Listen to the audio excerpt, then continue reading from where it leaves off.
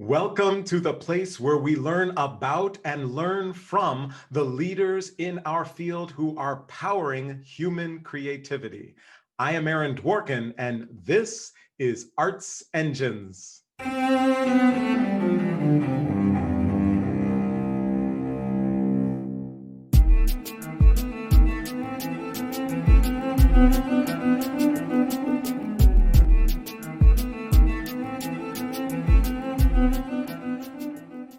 Thanks again for joining me here on Arts Engines. Today's guest is David Stull, who serves as president of the San Francisco Conservatory of Music. David, welcome to the show.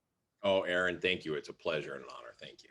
So it's great to connect, and I've had the opportunity and honor to be able to know you in a host of the capacities in which you've served in our field. And so this really is a great joy for me to be able to talk with you today. And as we kind of talk about these issues, feel free not only kind of from the perspective of San Francisco, but from others to kind of share, with our viewers what your sense of these issues might be.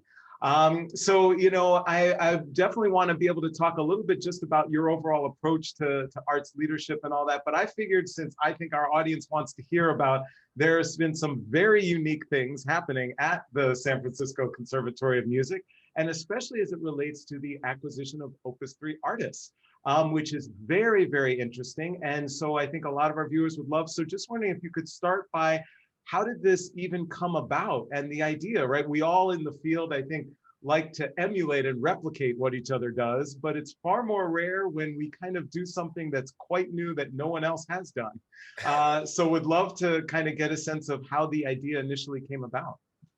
Aaron, thank you. And, I was thinking about that, actually. I think we've known each other for maybe 18 or 19 years now. It might be 20. So I was thinking in my head, I was like, this goes way back. I was going all the way back to the early days at Oberlin. Definitely. So, Aaron, as somebody definitely who's been a pioneer in doing things that haven't been done, you know that it's a risk, in that it's a question who's going to stick their neck out first and do something that is well outside the frame. So, the acquisition of Opus 3 is something we have been thinking about, at least in buying a management company, for the better part of 2 years at SFCM. And we had multiple reasons we were considering that. It's very interesting because now the number of small companies that call up and ask if we're prepared to acquire them is really fascinating. I actually have emails coming in from all sectors. I think that basically it's more like running mergers and acquisitions in a conservatory these days. So it's fascinating how our roles grow up.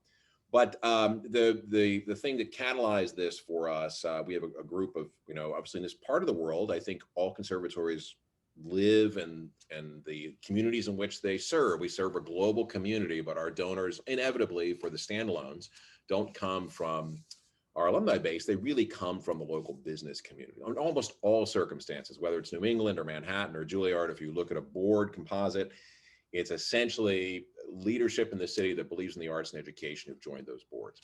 And I think what happens is a derivative of that, is that the institution has the opportunity to take on some of the cultural norms of the board, meaning in this part of the world, venture capital, startup companies, the notion that you're going to disrupt the market is really part of the language and the vernacular here, in a way that I, having spent all of my early career working on the East Coast, is not so much the narrative in the Eastern schools, and certainly even at Oberlin, not in a bad way. I'm just simply saying it's a difference. And I think the way that difference manifested itself here was the board actually latched on to the idea, hey, this could be a fascinating opportunity. So the rationale behind it was simply that, just as we think about verticalizing supply chains, it used to be if there were certain teachers that would call a certain manager, and that's how students became under management. It's not that we remotely are suggesting that this vast majority of students graduating are going to become managed. That we all know is not going to happen. But we certainly saw the opportunity for professional managers to be integrated into the conversation with our students about being their own best managers. That was for part one. Part two was, which really caused us to seize this, was we knew the management companies were about to collapse in the US. CAMI, very sadly, had to go out of business. ICM was acquired actually from an overseas investor a while ago, and Opus 3 was really the last, and is the last remaining large management company in America. And the reason why that mattered to us not just as an institution, but as people advocating for music was.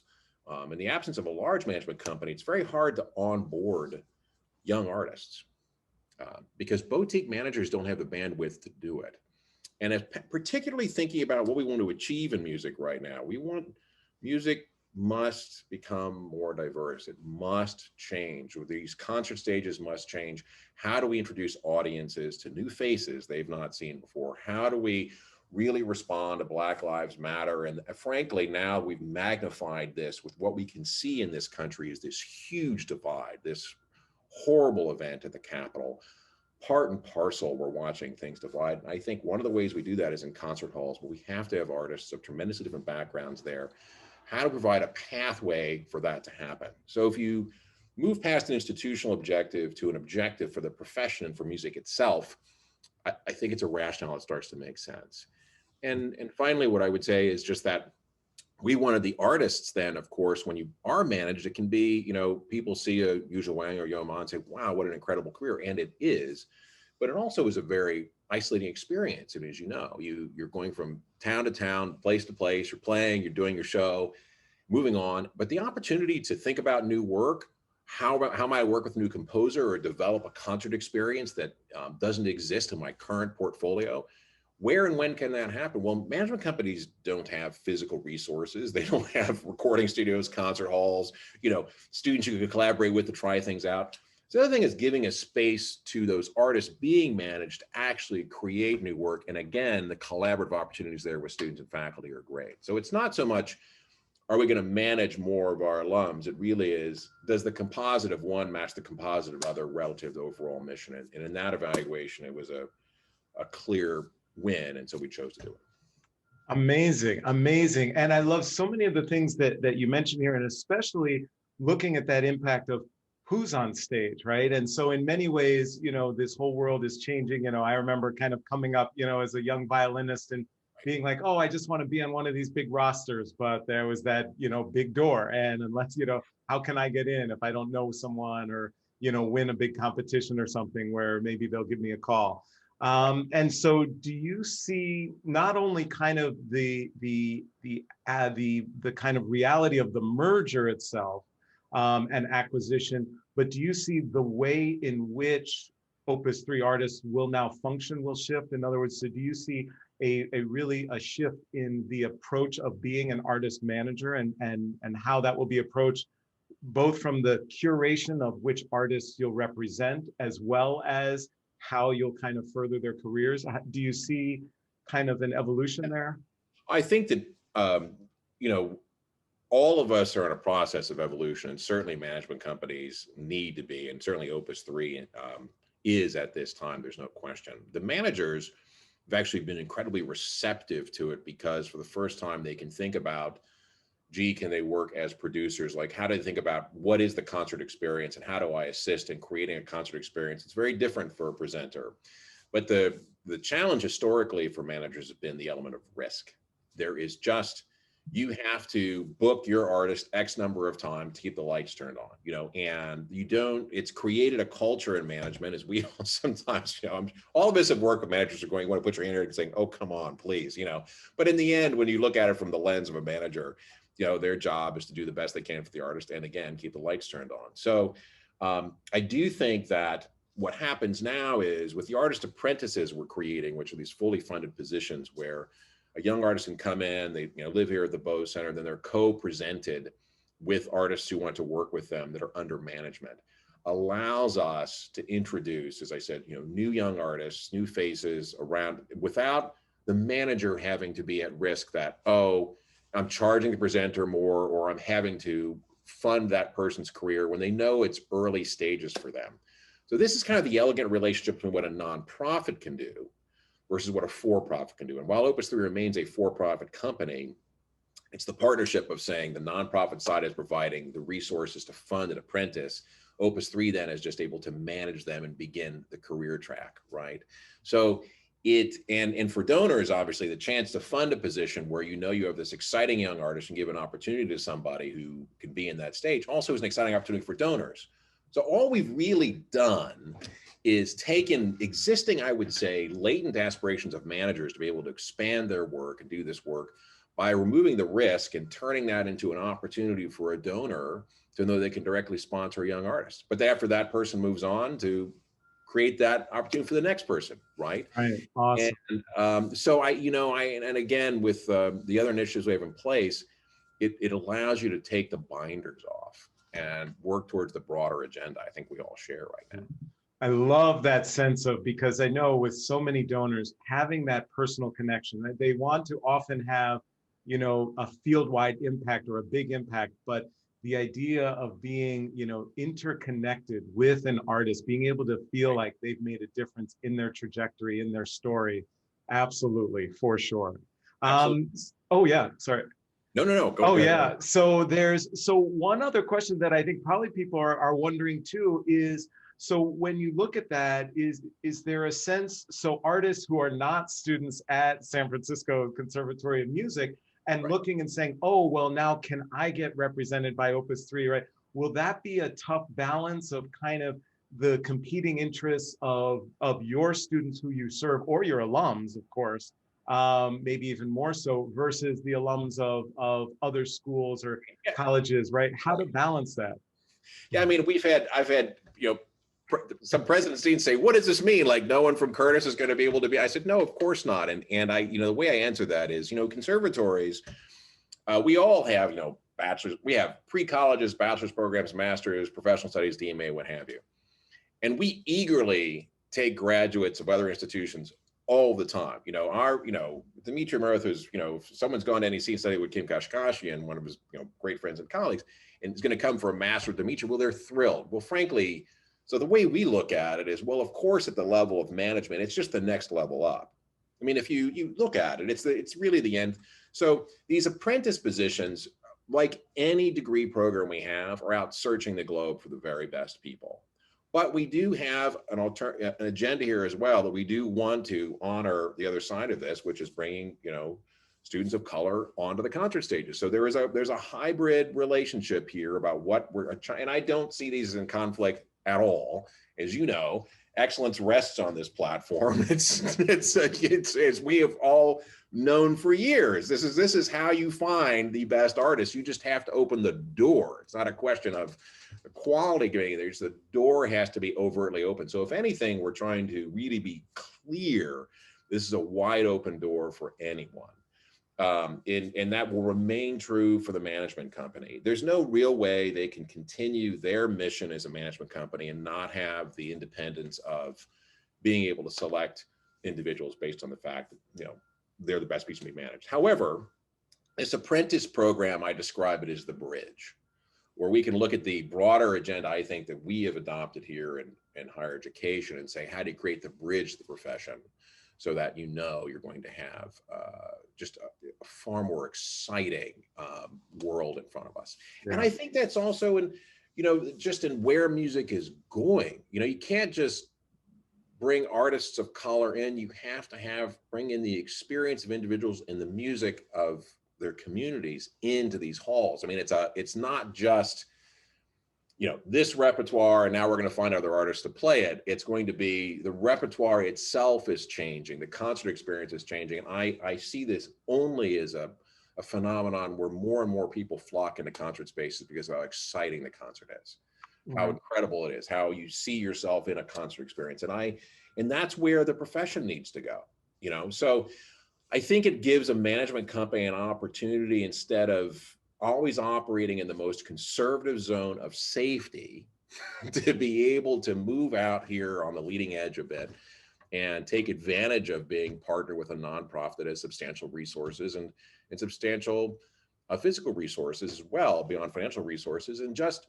the ability to be embrace that mission. And that's where I think this has been the most exciting thing to work on with them.